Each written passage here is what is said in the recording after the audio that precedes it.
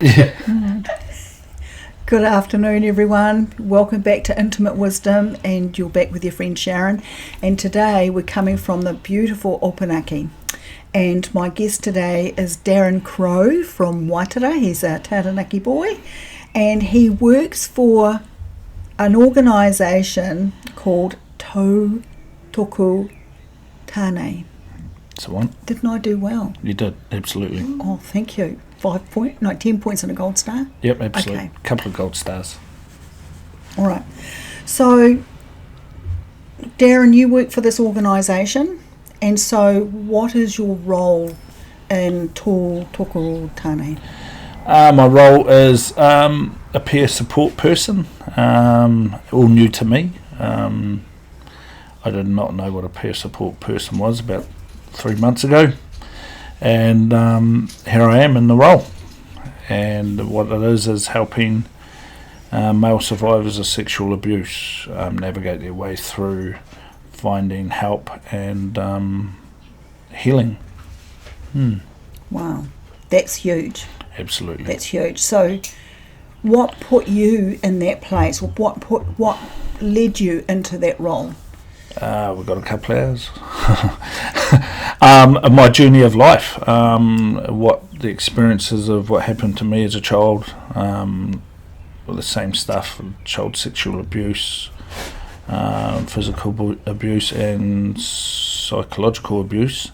And then one day I decided I'd had enough of carrying the monkey on the back as it was getting heavier and heavier, and decided to embark on seeking help with a spiritualist and sexual abuse counsellor. And here I am today in this interview. Wow. Actually, this interview's been in the making for a while. And how that came about is Darrin's aunt. We're very good friends, and she didn't tell us about Darrin. She told us that she has a nephew named Darrin, and she would love us to meet him. Well, here we are today, and so what's happened, this is our first meeting today. What happened was she's come down from the far north and is in Opunaki for a wee while. And we made a decision to all meet today. We've had a beautiful meal, great kōrero. Great meal. And talked about many things. And this is an opportunity for us to now talk about spirituality, abuse and trauma. Absolutely. Yeah. And it's been an amazing journey, and Sue's with us here today too, so it's been fantastic. Auntie Sue. Yeah, absolutely beautiful day. On the way here, I was because I used to be quite nervous meeting new people as well, due to the trauma and trauma response, and you kind of, when the trauma arose, I kind of lost myself a little bit. My mind turned to mush, and then on the way out here, I was just so free to be to be here, and yeah, so here I am. So how did your awakening occur? Your spiritual awakening? I always, as I said, I always knew there was something not right. When I was a child, the rage was the uncontrolled rage, and just never had respect for many people, especially myself. So the question I had was, what was wrong? My partner Tan, I always used to say there was something was wrong. It was like having the angel on one shoulder and the devil on the other, like you see in the cartoons.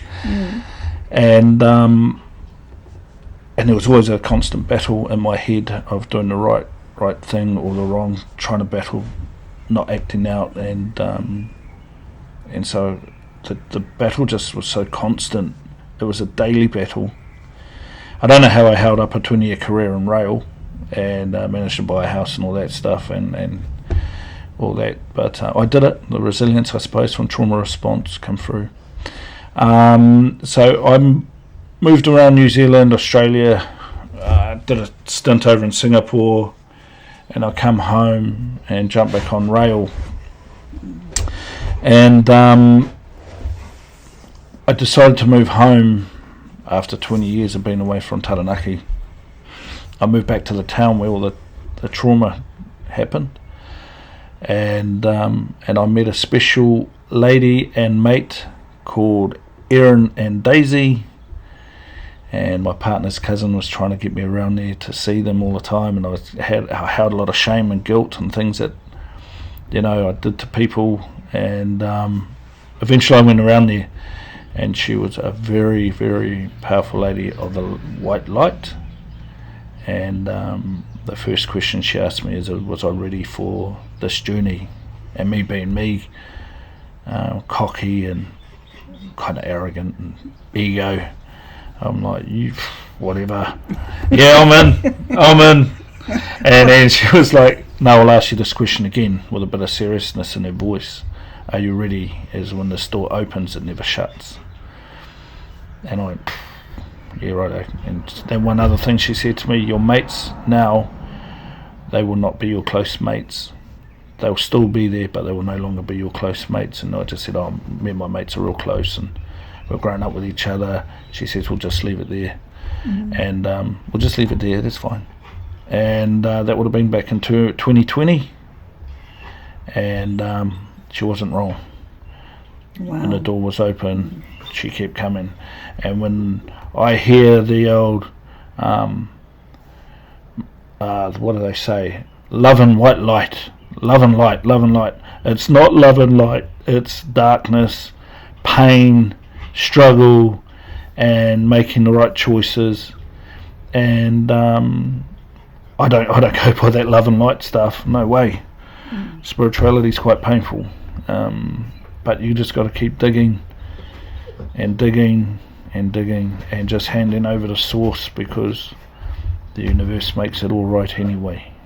And so the last year and a half, I've been seeing another spiritualist as well, because Daisy and Erin go around the Mutu doing land clearing, but I drop in every now and then, say hello to them, let them know where I'm at, and out of respect.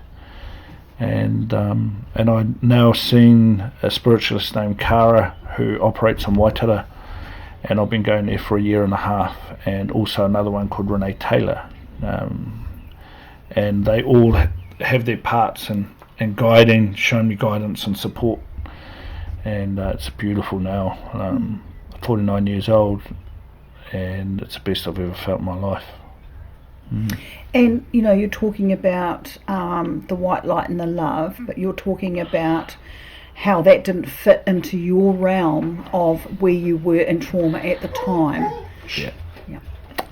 Yeah, that is correct. Yeah, until you saw that there was something much greater than yourself as you were moving through the trauma. Yep. Yeah, absolutely. Yeah. Once it did get really dark for me, I did say to my partner, and I've always just controlled how the outlook on life, the next step I was taking, I suppose it's all trauma response, been playing a game of chess with your life and being a couple of moves ahead, and when all that fell through, when the trauma really arose, that wasn't that wasn't nice. I said to Tan, I don't know if I'm going to make it through this, because the raw emotions, because you're no longer hiding behind walls. The emotions come up and they're raw, and considering you haven't felt them for a lifetime, and then they come up and they flood in, and you're like, I felt like I needed a shield over me to bounce everything off, and I didn't realise what it actually was, and it was scary, and I don't fear too much, and I did fear that, and what my partner said to me at the time was, well, you're too stubborn not to do it. Oh, I like that. You're too stubborn not to do it. You're too stubborn not to get through this. Yeah. She's known me for so long now, and the battles that I've endured, the pain that I've endured by parents and family members, and with myself, and putting myself in predicaments and making wrong choices, at a trauma response and not knowing right from wrong, I suppose. Because, when you're in trauma, You don't have instincts. Everything's governed by what's held inside of you, the pain that's held inside of you. And how you survived when you were young. And how you survived. And you talked about earlier on how you were in a job for 20 years and you did it really, really well. But again, that was the one thing you could control. Yeah, absolutely. Yeah. I've got to stop using my hands. Yeah, that's fine. No, my husband said to me the other day, "You look like an Italian chef." Oh God, shouldn't be saying things like that. No, it's fine. Because they use their hands when they're talking. Yeah. Shows you that it's real. There's a I suppose it is, eh? What was that question? What? Yeah, like we're talking about, how you were saying for 20 years you were in that job in rail. Yep. But the trauma response was for you that was the one thing you could control. Yeah. Because what happened? I ended up getting fostered out when I was a young fella to a guy named Tamawaru Hunt, and very military, and my auntie Jackie, who just showed us love and support and stability, but was showing rules are rules, and I adopted that into my life. Oh, right. So when I started on rail, we had this big red rule book, and I read it. Oh, and right. then that was me. Rules are rules, and I blacked everything out, and that was my mask, that red rule book, and I was good at my job, and trained a lot of people up on the job, and they have a lot of respect for me, and vice versa too. And that helped me to channel that and find the resilience through all that, and because I grew up very humble beginnings, we didn't have too much, and when I started getting paid the money, the mask, and I was good at the job, 20 years I managed to hold it up. Yeah, but that's all trauma response too, like blacking everything out, and then just one day it'll come up. Yeah. Just boom, just like that. Just like that. No warning. Yeah, no. It just arrived. As I was saying, one day my head just started turning into mush. My job was safety critical, and then I was just like, what's going on? And I wasn't sleeping. I was dreaming that I was getting people run over by trains. And it was my job not to get people run over by trains. And I started getting black rings around my eyes. And I was just like, something's not right. And so I went and seen the doctor. And they said it was due to a stress-related issue, but it wasn't all to do with stress. And they told me I had to go and see a counsellor. Yeah, but I held it off for about 6 months before I went. I was like, no, I don't need to see a counsellor. I'm all good. Yeah. I'm hard enough. But, it just come up. And I'm glad it did, because I get to see life in a different light. And one thing Daisy said to me, you'll know when the veil lifts. And it's lifted.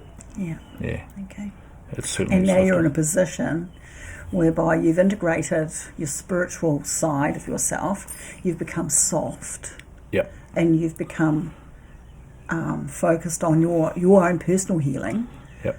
Yeah, and allowing that trauma to come up, whether it's a trigger or whether it is a dark moment. Yep. Because that's what happens with people who have experienced such deep trauma, that there will be dark moments through our lives. Now, now where was I going to go with that? Can you pull that out of my head? The dark moments. The dark moments. So you're experiencing those now dark what moments. you're doing now is, because you have all of these tools now, you have this amazing position with this organisation to be a peer support person for men who are wanting something different in their lives. Yep, absolutely. Absolutely. The journey's been amazing. I didn't even know that there were support organisations out there. I just happened to just go and see a sexual therapist, and seeing Cara in the same day, so it was an hour apart that I was seeing both of these people at the same day, and that helped accelerate everything. Right. Spiritualism helped me get through the victimisation mentality. I wasn't a victim, I was when I didn't know about stuff. Oh, this happened to me. But then that dispersed, and then just step after step, just learning new stuff. So a guy named Mike Sabritsky, hey Mike, if you've seen this, great man. He we're on a motorbike ride, and we're in the same club, and I happened to have a Ducati Diavol, and he had a Harley, and he was asking me questions about my bike, and he asked me what I did for a living, and I told him I worked on rail, and I asked him what he did, and he was a counsellor for male survivors of sexual abuse. Oh, wow. And I looked at him, and I said, well, that's me, bro. And he was like, looked at me, and then looked at my bike, and he looked at me again, and like, how have you managed to afford this? And then he asked me if I've done the healing, and I said, don't know what you're talking about. And what do you mean? And he gave me his card, Tōtoko card, and he goes, get a hold of me when you need to. And I left. Since then, I left the motorcycle club because it didn't resonate with me in the end. And when I started going through the healing, I gave him a call, and then he started coming up and catching up with me, and we were talking along the lines of what I've been up to. And he's seen that I was so committed into the healing and spirituality that he was so amazed that he's seen me at the height of having this Ducati and this top job, and then hitting rock bottom, and then coming back through the other side within about a year and a half. Yep. And then that's how he offered me a job. But he offered me a full-time job, sorry Mike, and I said no because with the working environment that I was in, I was doing 10 days on, 4 days off, and I wasn't really coming home to really to get time and rest. To ground. And I was doing that for 15 years. So 15 years of my life just disappeared on rail.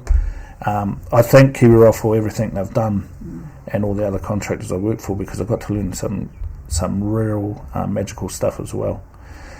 And so I just I'm doing part-time work 3 days a week, but you know, when things come up, I go in there and see the boys and that, because it's given me a community now of healthier people, or not so much as healthier people, but healthy people, all on the same path, heading that connection. Connection. And back in the day, I never really hugged males and that, and now I'm hugging males and saying, "I love you, brother," and really embracing it and saying it with intent and care and love. And as a result, it's healing them, and it's also healing me.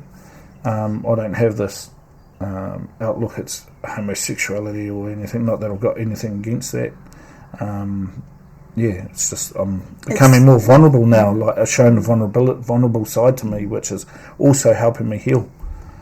And it's also showing other men that it's okay to hug other men, yep. because you're just exchanging an energy, the energy of love. Yes, absolutely. And it's not soft, it's not weak. That's a strength. Yeah, absolutely. Yeah. Yeah. We're conditioned to believe that males are the strong ones, and we're to provide and be the hunter-gatherer and not show any emotions. And the big protector of the women and the children. Yeah, I've learned that one hard lately. All that kind of stuff, and we're not to show our vulnerable side. Ever since I've adopted this, it's been beautiful. 49 years, as I said, 49 years, it's the best I've ever felt. Yeah. And especially coming from little old Waitara, school of hard knocks, and people ask me now, because they obviously see that I look a lot lighter. Well, not in weight size, but and they ask me what I've been doing, and I tell them, they're just like, "Oh my God, bro!" And you'll be amazed how many people actually come out and say, "Man, we need you in the space. We need people in the space." This is coming from our little lovely town, Waitara. And isn't it interesting how we all wound up in Waitara for a little while, like Franz and I did for a little while. We spent a year, not quite a year there, March through to November of 2023. And I loved that little community, and there were some really neat people, and there is some really neat people there. Yeah. And like you said, over lunch, we may have even crossed paths there and didn't realise. Yeah, absolutely. Yeah. And there's a lovely spiritual community in Waitara. Absolutely, yeah. And it's growing. Yep, it is. So that darkness that people used to talk about out at Watara, that is diminishing. Yeah. What I've learnt as well is, because I grew up in that little town, beautiful little town, by the way, people, kind of judged a lot. We judged each other, and now that I've gone through this healing side of things and spirituality, and with counsellors and psychologists, the only person you're really judging is yourself. That's right. When you're pointing a finger, there's three pointing back at you. Yeah. So when you're pointing a finger, it's like a wand, and you're cursing yourself 3 times as much. That's right. So I live by that analogy. Because judgments are what's inside of us, is what we're projecting out. Yeah. And it creates fear, the opposite to love. Yes, indeed. And, you know, as being, you know, we're humans, but we're also spiritual beings living a human experience. Yeah, absolutely. So, and it's getting your head around that. It took, you know what, Darrin, it took me years to get my head around that. That I'm a spiritual being having a human experience. I'm going, wait, what? Yeah, me too. Can you explain that to us? Because someone said, you know, and so when it was explained to me, then I had to learn how to embody that. And then I thought, well, what does the word embody mean? Yeah. Pray tell. Yeah. And then it's like, well, you integrate that into your life, and that's what you live in, that's what you breathe. And I went, if you live it and breathe it, that's what embodiment is. Yeah, absolutely. Like the terminology, going back 5 years, back to 2020, I'd have told you that this was all a hogwash and nothing but a load of BS. Yep. And meeting Daisy and Aaron, some of the words that Daisy was even speaking to me about, I was like, what the hell? And that stuff's deep, man. I don't know what they're saying. And 5 years later, I've caught up, you know. I ended up saying to Daisy that a couple of months ago, I went to see her and I was like, Gil, you know what you told me about 5 years ago? She goes, yes. And I went, I finally clicked to it. And she goes, okay, it's good. And it's like, man, because I had to go through loops again. Yeah. These soul loops of when you to heal like alcohol, that loop. And I was breastfed on that shit, hey, and got nourishing ingredients out of alcohol, well, so I thought. And I just had to keep going back through it until I learnt the lesson. Okay, this doesn't resonate with me anymore. Why? Police are involved, armed offenders are involved, all this stuff's involved, and it wasn't getting me anywhere. So I had to go through those loops. And when the road started clearing, when the layers started getting pulled back, and the road started clearing, I'm like, oh my God, Daisy told me this 5 years ago. Click. Boom. Yeah. Drop in. Boom. Yeah. Like a download. Click. And so I went and said that to her, and she was like, You know, I love it when they do that, because it's not like, oh, well, I told you something. Yeah. It's like, And or they don't say things like, oh, well, it took you long enough. I've never heard that. No, because that's a real spiritualist person. Yes. No judgment, none of this. No judgment. It's just like, I told her that. No, so she was just like, And I said to her, some of the things that she did say to me was kind of that deep that I was like, why would she tell me that? It's quite triggering. And she said, where the triggers lie, the healing's on the other side of the trigger. Yes. Yeah. And I said, oh. And she said, and I knew that you could handle it. And I was like, oh, wow. No, another drop in. Yeah, amazing journey. Yeah. What I've witnessed with people on these journeys is how resilient they are, and how they've been able to integrate these understandings, these philosophies, or the spiritual, integrate their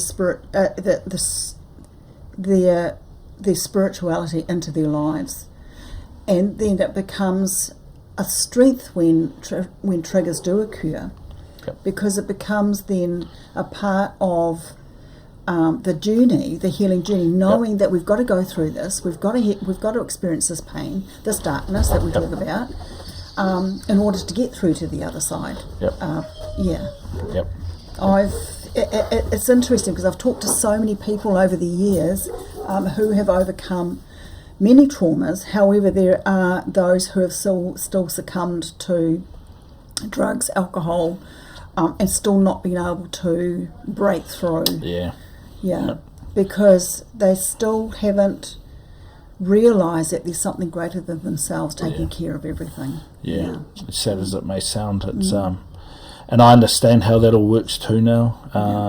Self-medication, just blocking it all out, and their traumas and stuff like that. That's exactly what I was doing. Yep.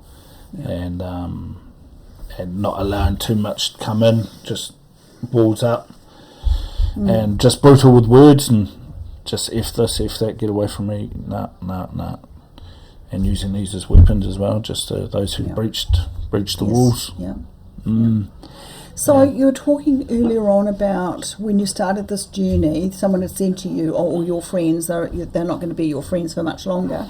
So how did that happen? Did they just fall away naturally, or is it something that you recognised that they didn't align with where you were going with your life? It's actually quite amazing how it all works.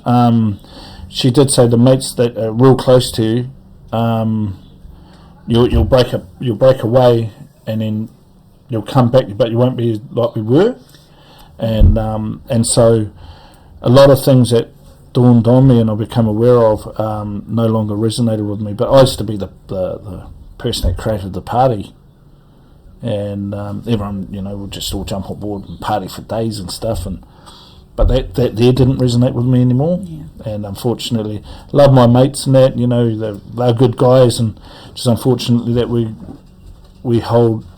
each and every one of us hold trauma, maybe abandonment issues or past ones that died at an early age, when we were early children in that, and not being able to work through that abandonment trauma, and just turn to substances, most self-medicating process, response. That's been in that chain of pain, and not being able to move out of that chain. And a lot of it too, I learned in my earlier years that I didn't want to get off that chain because it worked for me at the time. Yeah. Because it was my comfort zone. The blocker. The blocker. Yeah. So I didn't have to feel. Feel my pain. So it was like the alcohol and the drugs and the partying. Yeah. All of that. Alcohol, drugs, and women. That's what I did live for once, and those no longer resonate with me now. No. Yeah. That's part of your. However, it was part of what shaped your life now. Yeah. Yeah, absolutely, and also being accepted into circles as well. Like when you grow up and you didn't fit in somewhere, you'll find a way to fit in, and use anything to be accepted, I suppose. And your social circle now, we were talking about social circles earlier on, as we step into our role of our mentoring or our spiritual work or whatever it is that we're doing, we notice that the people that are around us don't align with our values, our goals or achievements. So we find that they because everyone's on a journey. Everyone's on a journey. Everyone's on their journey. Yep. So sometimes in our lives, that the people that have been in our lives for years and years and years suddenly don't gel. Yeah, hard up. But even just with this, I was just reflecting back that even when we were drinking with some of my mates, they would say something that would go bang, and I'm like, how did you know that? And it's on a spiritual, a spiritual plane. Were they aware of that though? No, neither was I. I was just I was just like, what the hell? That was pretty deep what they said. And, but everyone knows. That's the thing. Everyone knows, but they've got to hear it from someone else. But we're just bouncing boards for them. Yeah. Well, that's what I've picked up too. And so yes, all my mates have done that. They all know. You shady buggers. I know you know. Wow. Much love to you, though. Yeah. So what are your plans, or what are your goals for the future? Knowing what you know now, Darrin, and the healing that you're doing, and we've talked about how we know that there are going to be times that we're going to get tripped up, triggered, and that's all part of our growth and evolution and our healing. So what are your plans for the future? How are you going to put all of this to good use? That's a good question. I've been thinking about that lately. I work with Tauto Kotane, but wherever the wind blows my sails now, I love that terminology because I'm a seagoing person, diver and that, and the sea brings a lot of peace to me. Same with the ngahere. Wherever the wind blows my sails, I've kind of gone out of that control, kind of controlling every step I take, because that's how I live my life, and it came with its consequences as well. But I just hand over to Source and the collective, and I just seem to be aligned where I am today, just aligned. And what I would like to do is get more immersed into this space of healing people and helping them navigate their way to this way. Yeah, because it's you got the pharmaceutical way that numbs people, and the spiritual way for me is what's really accelerated the healing side. And what one of the healers said to me is healing is actually remembering who we are, who we were before the pain, and that's the healing. That's pulling back all the layers and resetting the nervous system and being calm with our approach instead of being reactive, and just take a bit of time out. You're allowed to say no, and you're allowed to just take time out for yourself and nurture yourself through things. And what we forget. And allow the tears to flow. Absolutely. Allow the tears to flow. Yeah, I'm still learning that now. Yeah. I very rarely did I cry. I did bawl my eyes out at my Uncle Gary's tangi, because I remembered that he was the one that was Auntie Sue's ex-husband. Yes. Yeah. And he was one of the ones that nurtured me, and through my childhood he's seen me rage, and he sat me down, put his arm around me, he told me that if everything was alright, and I said no, everything's cool. And I remember only being 8, and I said no, everything's cool. He seen me beat this guy up, and as an 8-year-old kid. Yeah, beating someone up. Beating someone up, and not just with fists either, but. And I was like, no, I'm all good, I'm all good. And he put his arm around and he said, no boy, what you're doing is not good. Wow. And I was like, looked at him and I was like, no, I was too far gone by then. But then him and Auntie Sue and the kids, Ane Hiniwai and Hemi, they were moved to Taumaranui because Uncle Gary had to do his healing. And then again, abandonment. And it's just been amazing. And I bawled my eyes out at his tangi because that all come up. And but before that I was like, nah, I'm all good, I'm all good, no, I'm strong here now. And then boogers coming up my nose and pulling my eyes out in front of the whole family, and I'm like, yeah man, I'm meant to be the tough guy. But, and so oh my goodness, I do recall Sue going over to that tangi. Yep. And it was absolutely it was beautiful. Such an amazing, beautiful place to be in at the time. Yeah. She was like the queen that everyone was waiting on, and the door ripped open and we're all like, oh my god, Auntie Sue's here, because it got flooded. No one could get in, no one could get out. And Auntie Sue, along with her son-in-law and someone else, walked the railway, off the railway track by the way, but beside to get to the marae. Because of the flooding. Because of the flooding. I think that was the first time that the Awakino Gorge got blocked off. Oh yeah, it was too. Yes. That's right. So it was hard for us to get there. I tried 3 different ways to get there, 2 different ways to get there, and then we ended up having to go the Wanganui River Road to get over to Taumaranui. And it was amazing. Even that was amazing that the immediate family were there, and a lot of healing took place. It was amazing to watch and being a part of. And so while you were shedding the tears, do you recall that that time that you had with your Uncle Gary as an 8-year-old boy? Yeah. Wow. Yeah, absolutely. So that triggered a memory. Yeah. Because me and him butted heads a few years ago, and I kind of lost a lot of respect for him because of that. And I think that's why I held the strength. Well, I thought I held the strength of standing up, but when I just clicked, Uncle Gary was actually my support person when I was a young kid. Yeah, so I shared that, and I'm glad I did, because it broke that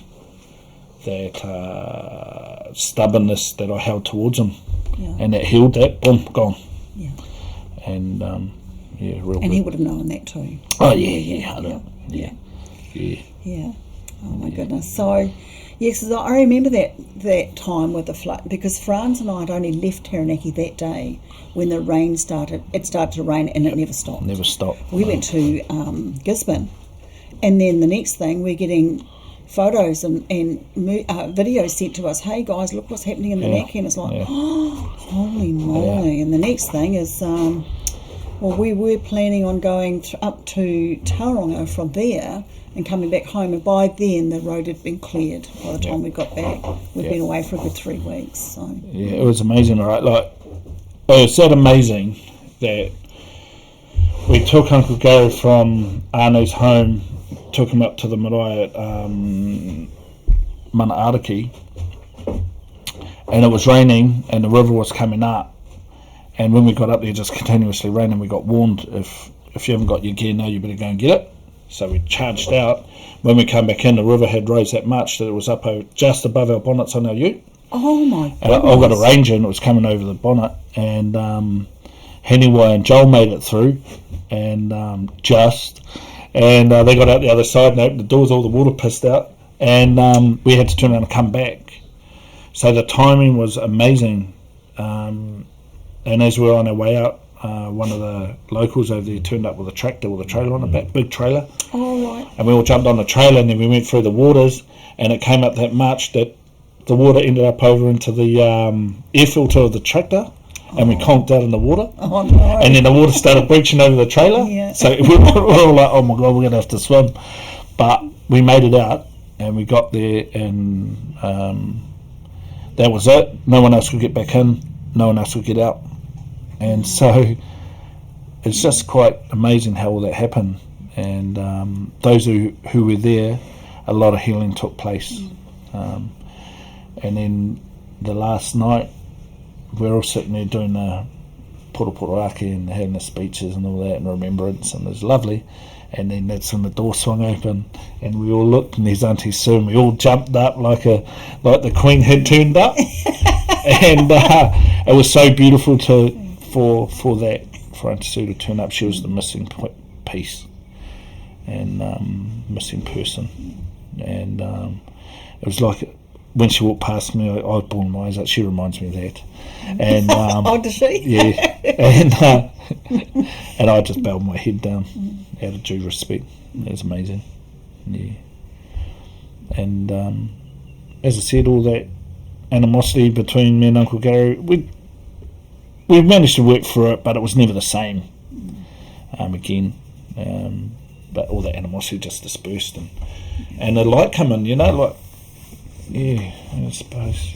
And because of his knowledge and understanding, he wouldn't have held that. He wouldn't have held that in. He wouldn't have judged it, would he? Did he? Not. For a while we did. Well, we were just as pig-headed as each other back then. And when I did go back to Auckland, I gave him a big hug and told him I loved him, and he told me the same. But it was the relationship was never the same. It was severed. But the due respect was there. Yes, yeah. Sure. Yeah. Because everything changes. We evolve and change, and we shift, and we move. And I told you the story about me getting cracked open back in 2023. I got cracked open, and then during my healing journey, I wrote a workshop called Sifting and Shifting Through the Shit. Go figure. Oh, wow. And I presented that in March, and it was pretty much sifting and shifting through all the shit. Yeah. It never stops. It just didn't. Yeah, it didn't. You know what? I felt like I was been wading through water for so long. tiring. Realised it, yeah. Tiring, fatiguing, testing. You test your faith and you get. But when you get you get through the other side and you're like, I should have just handed over to the collective. Hey, but we don't know that. We're too busy trying to control the outcome. Exactly. And being a survivor, you're always a step ahead, and you're like, if I do this, this will fall in place, and this will fall in place. But instead of just going boom and relaxing, and surrendering to absolutely calming the nervous system. Because how can we calm anything if we're wanting to control, get a grip of everything and keeping in control of it and expecting this is the outcome, this is what the outcome's going to be, but then it doesn't. Fight or flight, Fight or flight, The old, And that's what's trapped in our nervous systems until we can wriggle it out. And that comes through our healing and getting cracked open. That's it. Yep. When the darkness comes back and you got to work through it all. And go back through, like, it's probably worse than the pain that when it first happened. That's how it felt for me. That's what the emotions are too. Because whenever we experience trauma, there's an emotion or a feeling attached to it. And that's what gets trapped. It's not the trauma, it's that emotion that gets trapped inside the body. And until such a time it sifts and shifts. Shifts, we sift through that and shift it.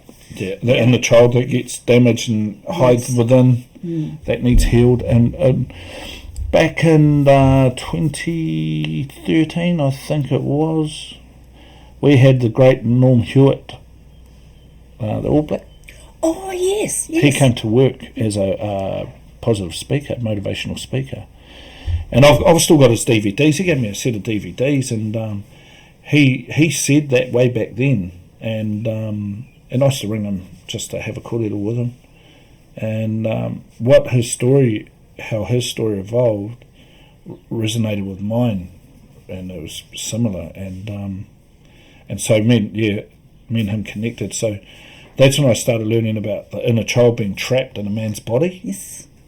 And but I'm still going, how the hell does that work? And I started doing my own research, and come across Dolores Cannon and stuff like that.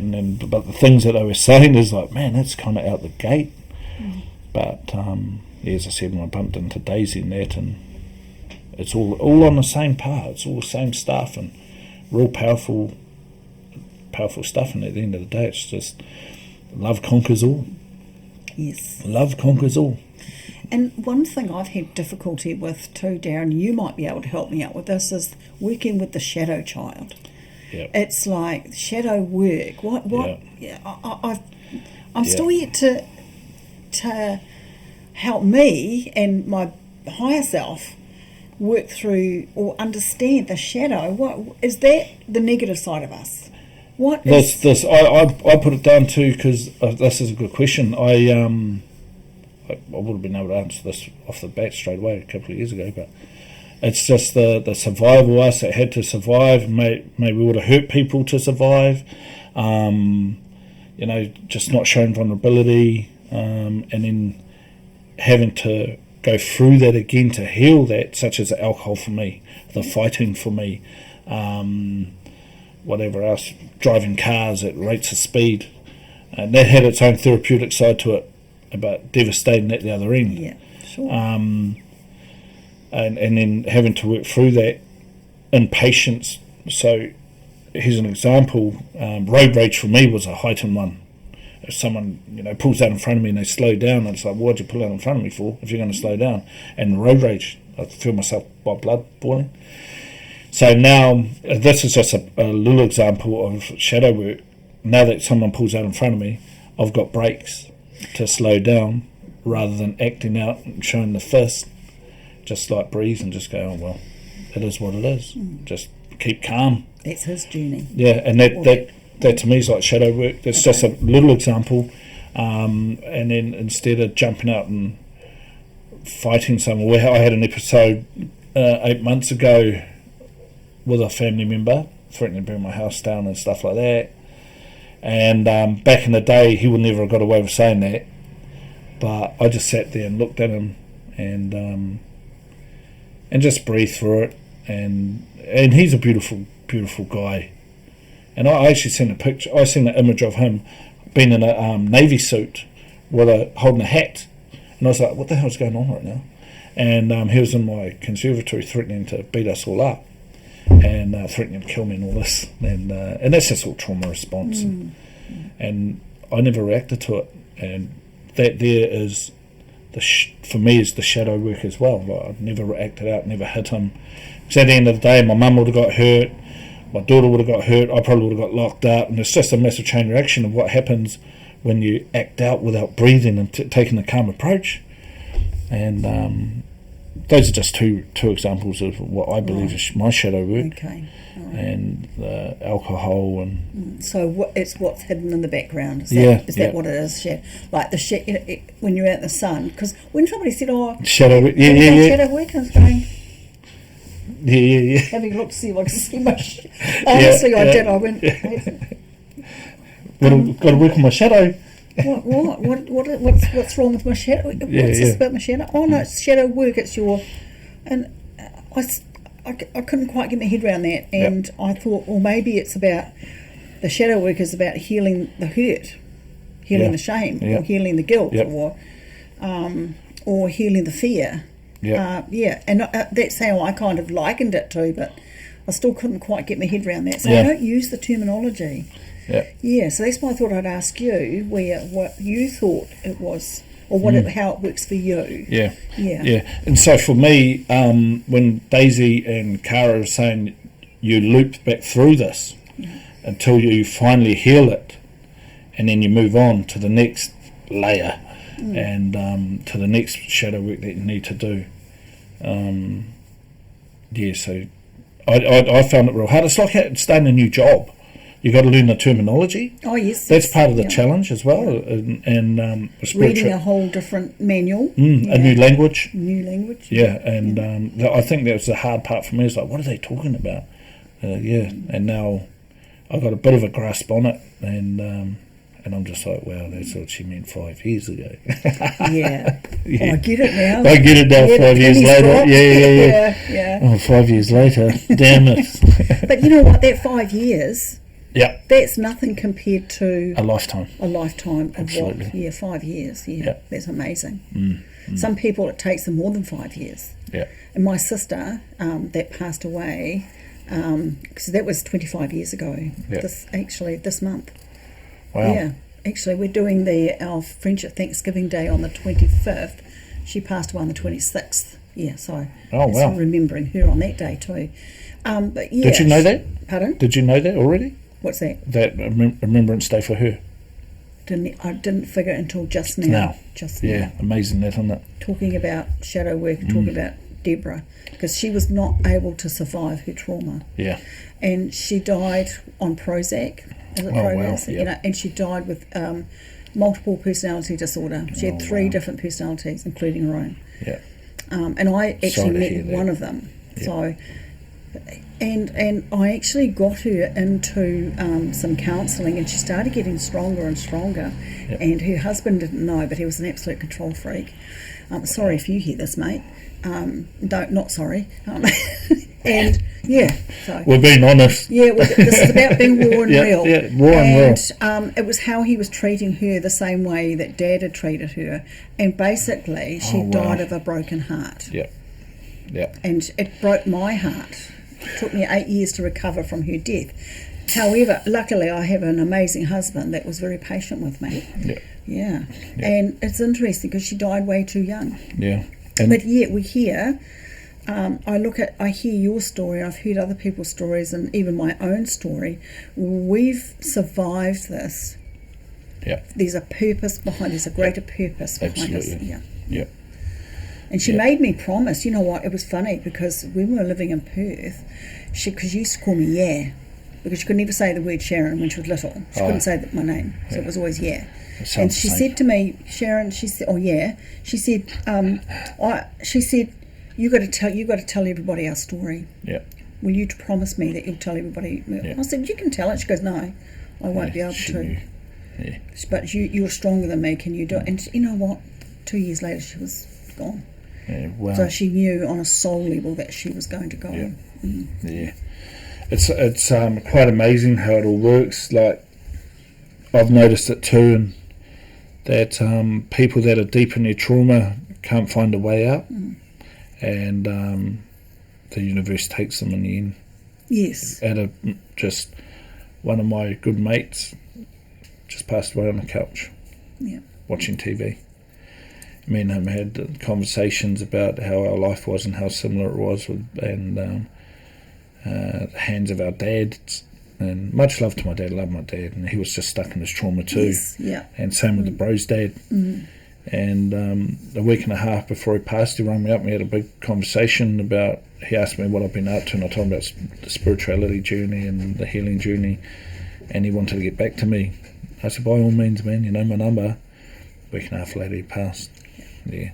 So they get to it gets to a stage that they're so stuck in it, the universe just removes them out of it. That's how I see it.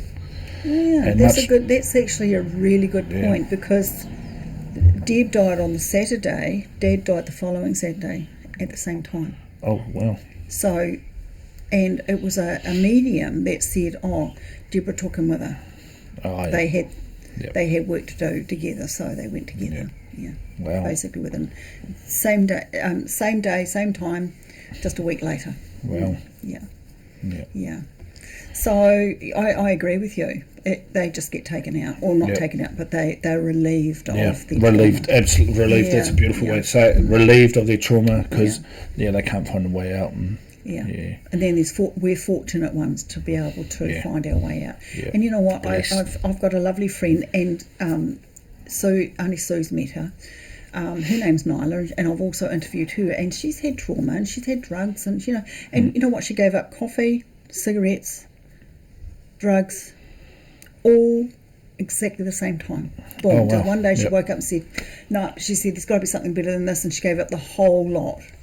And now she's living this amazing journey. Some people get that, eh? Yes. Like, I've heard the stories like people who've been chronic alcoholics majority of their life have a vision, and boom, it's all over. And then they're living this life in the light, and love and what they call love and light, but and leading the charge, helping people navigate through their trauma. Yes. Just from boom. Yeah, I had to go through the bloody long way. I think we've all said that at some stage of the Jesus talking. I had to go the long way. And the loops and more loops. Yeah. But when I said the veil's lifted so much that I've got to watch out what I talk about, because I can go down a rabbit hole with a lot of stuff. And one of the things that opened my eyes is I was living in Doubletree in Jury, and Doubletree by Hilton, and I actually didn't like it living there, because it was just, after doing a 12 to 13 hour day, you go back and jump in the elevator, and I'm dressed in day clothes and got a hard hat and all that, and I just couldn't be bothered talking to people because I was just so fatigued that my partner decided we'll go and buy a bus. So we bought the bus that we've got now, and that changed, living in that bus changed my whole outlook on life, that how free I can be, and then the veil started lifting, that I've lost the passion for my house, our house that we've got in Waitara there. I just don't want to be stuck anymore. I just want to live a life of adventure and meeting people in this space and having these conversations, and because you always get these little gold nuggets that drop in, and you're like, oh wow moments, and you take those away, and you kind of adopt them into your life, and then you humanity is becoming restored for me, because there are great people out there doing God's work. Yes.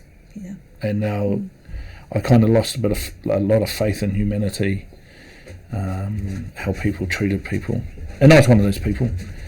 But as I said, now, it's interesting how you lost your faith in humanity, and that happened for me a few years ago. You know, I was doing a lot of public work, and my friends and I were both doing it, and then something happened. A person lied. It was massive, and it was public.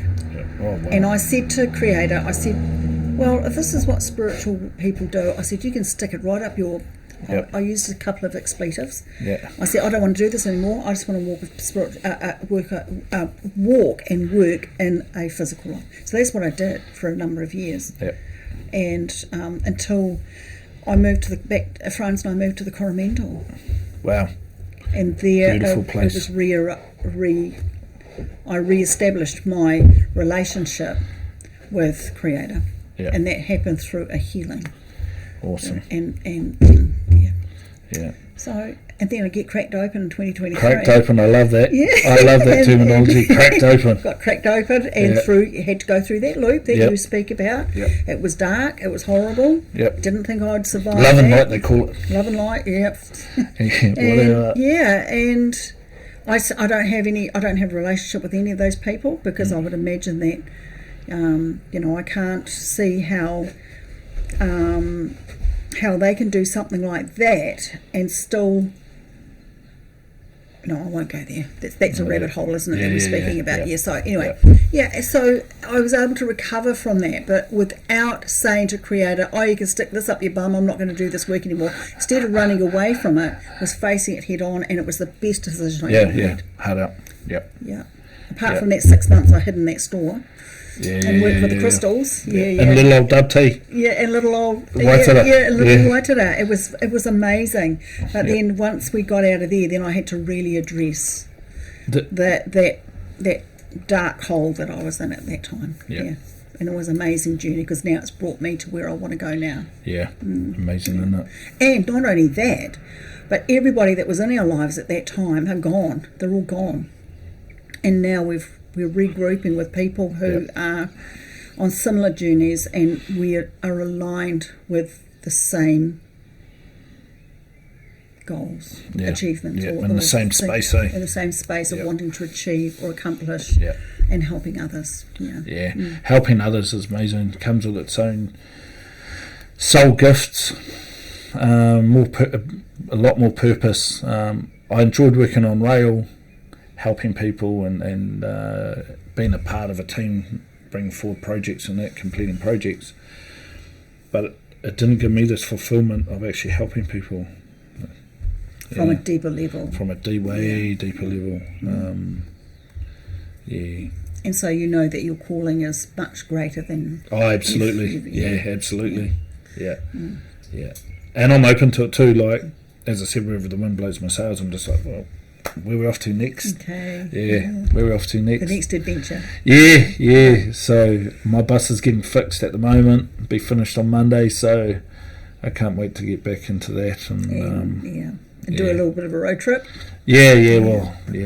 One of the things that happened to me, I lost my license, so I can't drive it till December. Oh, okay. Well, that's not far away. It's only a few weeks down the line. Yeah, absolutely. But my partner, she's got a Class 2 license, so she can drive. So she can drive. Cool. Well, that's beautiful. Yeah, absolutely. And even that, with losing my license for the year, I went through a lot of change there. So my license got taken. Yep, by all means, penalty.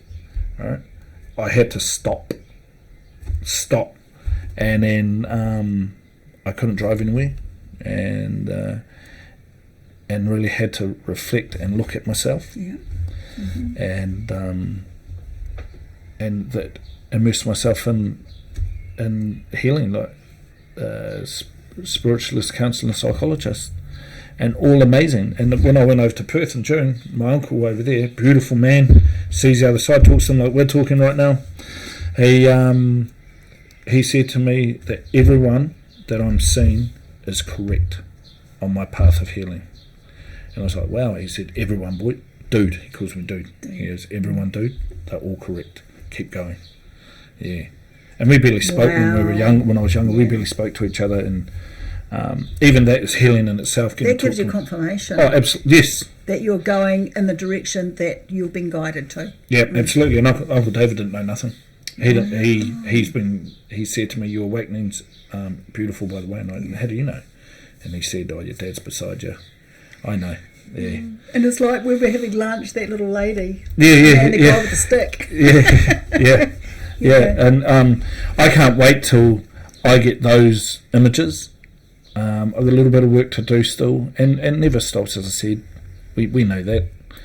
But they're there. If you don't see them, you'll feel them. Oh, yeah, absolutely. Or you may even hear them. Yeah. But all that comes in time. Yeah, it does. Yeah. Yeah, I'd like to talk to my old man and say, "You prick." Well, he's probably just heard that. Yeah. If somebody else has said it, such and such was prick. Well, we used to give each other banter and that, and I kind of miss the old man now. Like when he first passed, I was like, yeah, that was his time, and he was a bushman, and he was losing his abilities, and he was becoming a prisoner in his own body. So when he passed, it was his time to check out. So I was quite happy with that, but I had a lot of resentment towards him for things I had to take on. Right.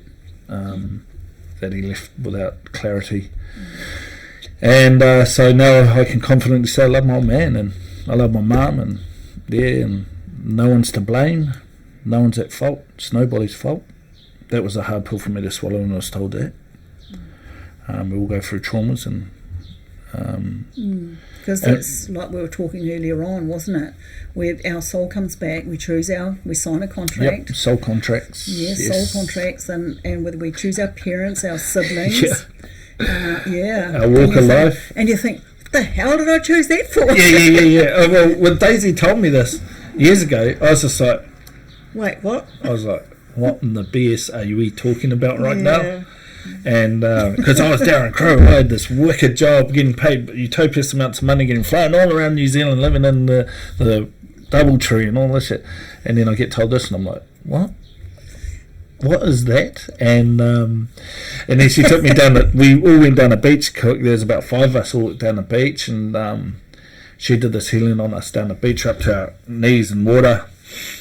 And she was going past each and every one of us. She goes, "Message for you, Darrin." I said, "Yes, what's that?" She says, "You need to remember who you are." And I was like, I know who I am. I'm Darrin Crow. I've got a house, I've got a boat, I've got 2 Ducatis, I've got this and I've got that. And man, I know who I am. And then hello, just a total 180. Boom. And now I'm getting to learn who I really am. And the Ducati? They're gone. Sold them. Because they came with their own noise. Beautiful machines that I appreciate, and the gratitude there. So as I was a kid, I always wanted a Ducati. I didn't get one, I went and bought 2. I don't know why, because I can only ride one and at a time. But they came with noise. I'll probably get one a bit later on, I'm not too sure. When I say they came with noise, I had my ute, my bus, trailer, boat and trailer, Ducati. So there's 6 vehicles I had, and each one of them needed a service, rego warrant, and it was something else. So there's 3. So how many was that? 6 times 3, 18 to 20 jobs that didn't have to do with life. Oh right, yeah, good call. You know what I mean? Yes. And it's like it was noise. Noise that I had to deal with, that was keeping me distracted from my path that I had to take. Finding out who Darrin really was. Yeah. So and does Darrin know who he is now? He's getting there. He's getting there. I'm starting to be a lot calmer, people. Yes, you heard it right. And as I said, I've still got a way to go, but now I'm on that path. Oh yes. And it's just a matter of maintaining those triggers, keeping the nervous system calm, not being reactive when there's issues. And it's identifying to the trigger. The trigger. Well, where is it coming from, and how old were you? Who was involved, and what was it that caused there? Yeah. One of my biggest ones is being talked down to. Oh yes. I would have bit your finger off if you pointed the finger at me and talked down to me, and it still today hurts. And abandonment, just had an experience this lately, and that hurt. Someone I really cared about told me they didn't want anything to do with me anymore. Trauma dumped on me, and that really hurt for about a week and a half. And but I worked through it. And it's like a fork in the road. You're at the junction.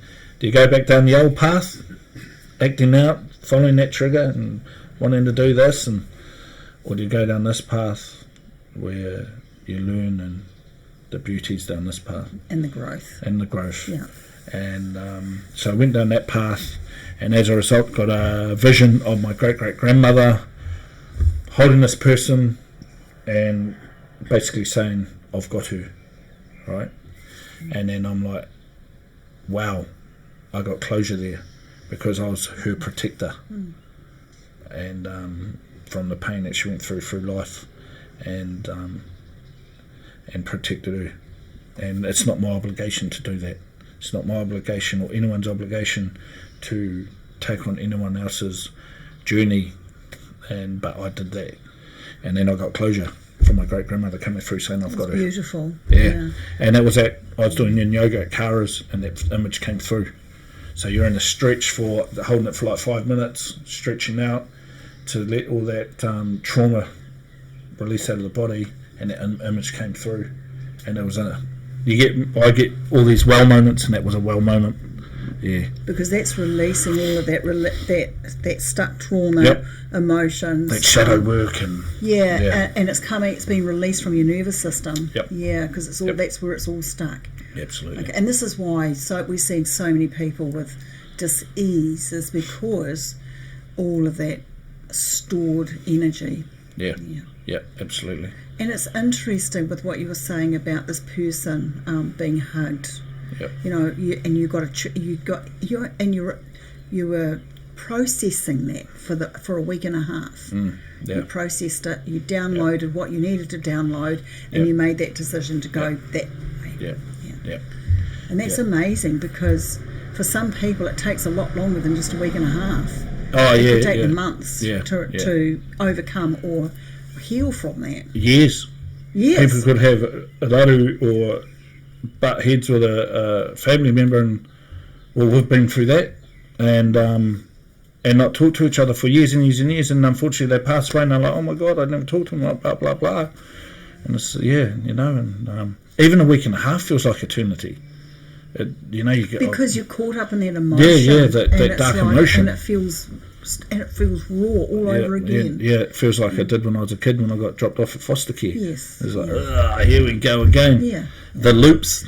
But it was a loop or a thread that came from.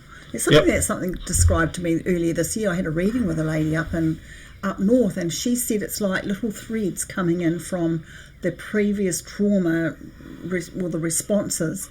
There will always be a thread that is linked to it.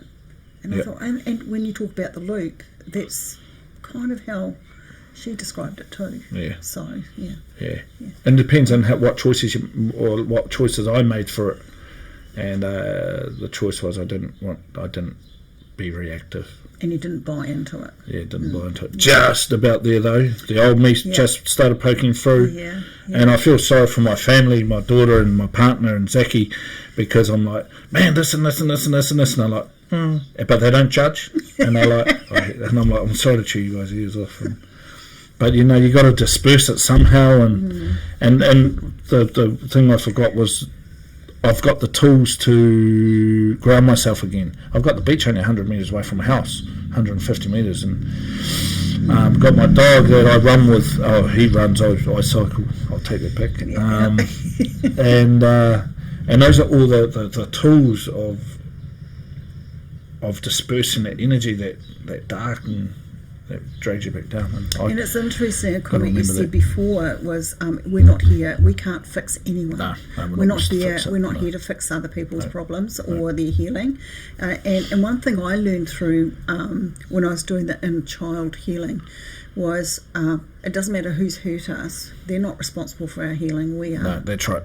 Yep, that's right. And that was a hard thing for me. Yep, hard pill to swallow, that one. It is, because the people that hurt me, they're not going to they don't have to take any responsibility for it, but if I want to heal from it, I've got to take the responsibility. And I'm going, I didn't ask for this.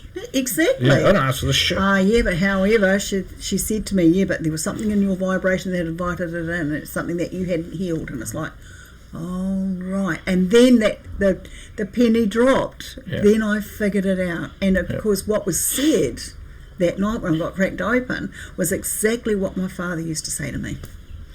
And that it took me back to when I was about 6 years old. That's that's how far the memory went back. And it's like and I went, oh, and it took me several months to get out of that loop. Yep. But I had to do some real deep diving, and I gardened. Oh yeah. Got into Mother Earth. Yep, that's and good. Mother Earth. I talked to her. Yep. Yeah, and back did to the recovery. Back to then once I realised, oh geez, Creator, now I get it. Now I've sorted it. Now what do I do with this now? And then this is where all these ideas, these visions started coming in about where I want to go now. Oh well. With what I talked to you about today. Yeah. And those images I showed you on Facebook. Yeah, they're amazing. Those are the wow moments, eh? I call them wow moments. Yeah. And because they're like the droplets that download and bang, and you're like, wow moment. And it's like, how am I going to do this? How am I going to put this together? Who's going to be involved? And it's like blah blah blah. And then suddenly you get little threads, get little things that drop in on your phone, or somebody will say something, or you'll pick up a book, and it's like, oh right, okay. What happens with me is that when I'm between sleep and being wide awake, that period there, I get images through there, just before I wake up. Yeah. The clarity comes through, and then I adopt some of that stuff into my life. Yeah. Sometimes the best times is in the shower, or I'm taking my early morning constitution. Sometimes there's downloads there too. While I'm downloading. Well, there you have it, folks. Happens anywhere. Parts of the human anatomy that you don't need to know about. But like early as the morning when I get woken up, that's when I lay there and I think, okay, Spirit, okay, Source, well, you know, what can I do in this time while I'm awake? So, and then that's when all these visions come in. I had a circle of gold light last week. Oh wow, yep. Just above my head, because I was angry at my younger sibling who decided that she can't have a relationship with me because I'm too much. Yeah. Because you're in this space now. Because I'm in this space. Yeah. And it's amazing. Yeah. So, and then it was like, I said to Creator, I said, what the f is this all about? You know, what the fuck? What the hell? Yeah. And anyway, in the next minute, there was this big gold, a beautiful iridescent gold light above my head with two white orbs, and oh my gosh, I saw my sister and my mother. She said the cycle's complete. Oh wow. So, and that took me a few days to get that. I'm still kind of getting that processed, but I now understand it. So now the cycle's complete. So now I can now move forward and get on and it's amazing that do the work. Yep. Have a step back, reflect, then boom, you've got the motivation to. Then you forge forward. Yeah, I've noticed that too. Okay. Yeah. Now, is there anything, a little nugget of wisdom that you would like to share with all of our listeners? Calm the nervous system. Learn to calm the nervous system. There are people like Joe Dispenza or whatever his name is. David Bayer, does a lot of meditation and all that kind of stuff. It's all on YouTube. There are people around. Yes. Search. You don't have to do this on your own. And that's where it's taking me. That's what I want to learn. Sorry, I didn't mean to interrupt. No, that's fine. Carry on. Yeah, and spirituality is where it's at. That's the healing right there. Counselling and psychologist and spirituality, they all correlate. Spirituality goes right deeper. I didn't do pharmaceuticals, and I choose not to. I've done it raw and ready, and yes, it came with a lot of struggle, but just got to breathe through it, and breath work, and did breath work. My mate gave me this awesome breath work app, so I do that as well. And as I said, it's the hardest pill that I had to swallow. Is it's nobody's fault, but it is our responsibility to heal. Yeah. And and that's the bottom line. That's the reality of this. That's a reality. Of healing. Yeah. Doesn't matter what the trauma is. It could have been something as small as somebody said or bullied you at school, or said something really nasty to you. It still had an impact. Or even just one person getting a present on your birthday and you missed out. Yeah. All that kind of stuff, and So as I said, I went spiritual, sexual abuse, physical abuse, up to when I was like 33. The old man held a gun to my head. Wow. So that was back in 2010. Yeah. And the thing was, what happened though is my dad got to realise that he no longer intimidated me. Well, he never did for a few years before that. And I actually felt sorry for my dad, because he looked broken. And I got to see a small boy that was broken. My dad had his head down because he realised that he had no control over me.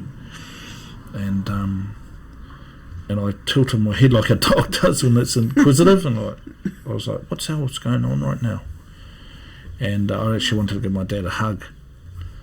And it's just sad that I couldn't pass him on all this knowledge before he passed, unfortunately. But in saying that, when we do start embarking on this healing journey, those who have passed before us, they embark on a journey in the spiritual realm. Mm-hmm. Yes, they do. And then they support us to go forward, and we support them. As Cara told me, and that blew me away. That did. I was like, wow, there you go. And once again, bowed my head to Dad. There we go. And you know what? What's interesting about your dad is that he would have had all that knowledge in him anyway. Yes, absolutely. Because of his soul contract, but the physical side or the mental side of him, the trauma. So he must have suffered trauma in his childhood too. Absolutely. And brought it into this timeline. Yep. Yeah. Yep. I asked my mum if anything happened to him sinister, and she says, yes, son. Yes. And I said, okay, now I understand it all. He loved pig hunting, and that was his, like some people have alcohol or drugs, cocaine, whatever it is. My dad's drug was pig hunting. Okay. Yeah. But when I was younger, I seen Dad as Dad. He loved nature, he loved all animals, so to me, he knew about all this stuff, but the trauma took control. Yeah. And he used to swim across the river with us on his back in Watara. And wow. And the thing was, as I understand why he loved the bush so much, because the Ngāhere is a place of healing, nature, trees and all that, birds and bees and whatever. But the ego grasped him that he had to be a pig hunter. He loved the blood. Look at this pig I've got, boy, blah, blah, blah, blah, blah. He could have gone worse. He could have gone to drugs or piss or something like that. Indeed, yes. But he went that way, and he died out in RTD, where he wanted to pass, and out in kind of like the bush area. And so it was where he wanted. That was yeah. He was in that would have been his safe place. Yeah, absolutely. His safe space. And knowing what you two experienced before his deathing, he would have passed in peace. Yeah, absolutely. Yeah, and with total love. Yeah, absolutely. Yeah, apologising on a deep level. Yeah. Telling me he didn't want anyone to know that he was a crook. And I asked him what he actually told me and no one else. And he said because that was the only one he wanted to know, because he didn't want to put it on anyone else. And I said, okay. So I never told anyone. That was his wishes. Yeah. Okay. Yeah. Now, one more thing, Darrin. Do you want to know what colours are coming out of your mouth? Because I see colour coming out of people's mouths. Oh, do you? Yeah. Oh, yeah, by all means. You've got purple. I thought so. and magenta, purple and magenta. Now the magenta is a high frequency colour, Yep. and it's also linked in with healing, and the purple is called spirit. Yep. And so you're speaking from the soul. Yep. And that's, yeah. It's the best way to be. Yes. And so those are the colours. And the blue, deeper healing for, So when you speak, the people with whom you speak to are receiving much more than just the words from you. Yeah. But it comes from experience, it comes from the heart. I've got nothing to hide, I've got nothing, and if I could help humanity, Yeah. And I have to show the vulnerable side of me, by all means. Yes. There. Yeah. There's no shame in that. No shame. No. There's a lot of lovable people out there in this world who are stuck in that trauma loop. Yeah. Yes. And all my cousins, I've got a lot of beautiful cousins out in Waitara, and beautiful family members, and that are caught in that trauma loop. Yeah, I was one of them. And some of them are not ready yet to get out of it. Some may never get out of it. Yeah. Some are ready for someone like you to come along and pull them through. Yeah. My mum was born in Waitara. Really? My grandparents, they had a house, 64 Grey Street. Yep, in Waitara. Grey Street. Yeah. Oh, yeah. Granddad worked at Bothwick's. I think it was Bothwick's. It was the meat works there. Yeah. And my sister and I were born in Inglewood. Oh, wow. Yeah. Oh, wow. So I've got quite a close connection to Waitara. Oh, Waitara. Yeah, and that's why I have such a lovely an affinity with Waitara. Yep. I've never viewed it as a troubled place. It's just it was a sign of the times. Yeah. It's a real beautiful little beach town with beautiful people in it. Yeah. And with the land wars as well, the land wars trauma. All the land war trauma. Yeah. With the Māoris and that. Oh yes, with the leasehold and all that. Before that, with tribals. Before that, yeah. Or up at where the Māoris jumped off the cliff. I forgot what that is. Oh right. All that. So you got all that trauma too. Yes. That's on that town. Yeah. Yeah. And it's healing the land too. It's healing the land, and that's what Daisy does. Yeah. Daisy and Erin. Yeah. They've been in this for so long now. It's and they're just the soldiers of soldiers. They're the warriors. And I've even heard that I'm following this witchcraft and all this kind of stuff, and I just push that to the side. I'm just like, nah, this is the way it should be, and we've been conditioned to forget it. And I love it. Yeah. Yeah. And I'm so grateful that we met today. Yeah, me too. Yeah. Absolutely. Yeah. So I think, there's a purpose for us coming together. Whatever that purpose may be will eventually be shown to us, I'm sure. Absolutely, yeah. Well, Darrin, thank you so much for this raw and real interview and having a chat and being brave about what you're talking about. And what you're doing out in the community is just like, wow, next level. Yeah. What, 2 years ago I was on rail up on Papakura to Pukekohe. That track was under my name for so long, and been in control of all that, and then here I am now. 2 years on, boom. Yeah. Just a complete switch. Yeah, and I'm loving it. Congratulations. Yeah, I got cracked open. You got 47 and a half. I really appreciate being here and being able to have the ability and the honour to pass this, my experience and what has worked for me, to the world and to humanity. And thank you for allowing me to be here to have that blessing. You're so welcome. Thank you. Thank you for trusting us to come into this space. You've never met us before until today. Yeah. And now, wow, I just feel like we're family. Oh, absolutely, we all are. We all are. Yeah, soul family. Family, yeah. All right then, Darrin. Well, thank you so much, and so much golden light to you, my darling. Yeah, thank you. Thank you. And there's so much more that you are being prepared for. It's amazing, exciting, getting through the other side of the darkness, and you get the tests. But oh man, I can't wait to see what's next. Well, you know what's interesting about what we know, what's coming. We know that it's going to come up. Yeah. Hold up. But we don't wait for it in anticipation. Look, come on, bring it on. Yeah. We just it will just slowly slowly show up. Yep. And then by when it does show up, it's like, oh, okay. So where did you come from? Yeah. And so, and knowing what we know now, it's like you said, that got the tools and the techniques to get us through those moments. Absolutely. Get yourself through those moments. Absolutely. Remember the little stuff too. That's the important stuff. Running, like my dog running beside me yesterday, crossing the Waitara Bridge on my push bike, I looked down and I was like, look at the bond and the trust that we've got. And I kind of forgot all that kind of stuff when I was younger and looking for a higher high or something that like rattled me a bit and pushing the boundaries and that. And it's just like, these are simple things in life that we need to nurture and that brings us an enormous appreciation and gratitude for what we have, and even just going out for that bit of fresh air, communing with nature and source. It's all here. It's all here. It's here with us.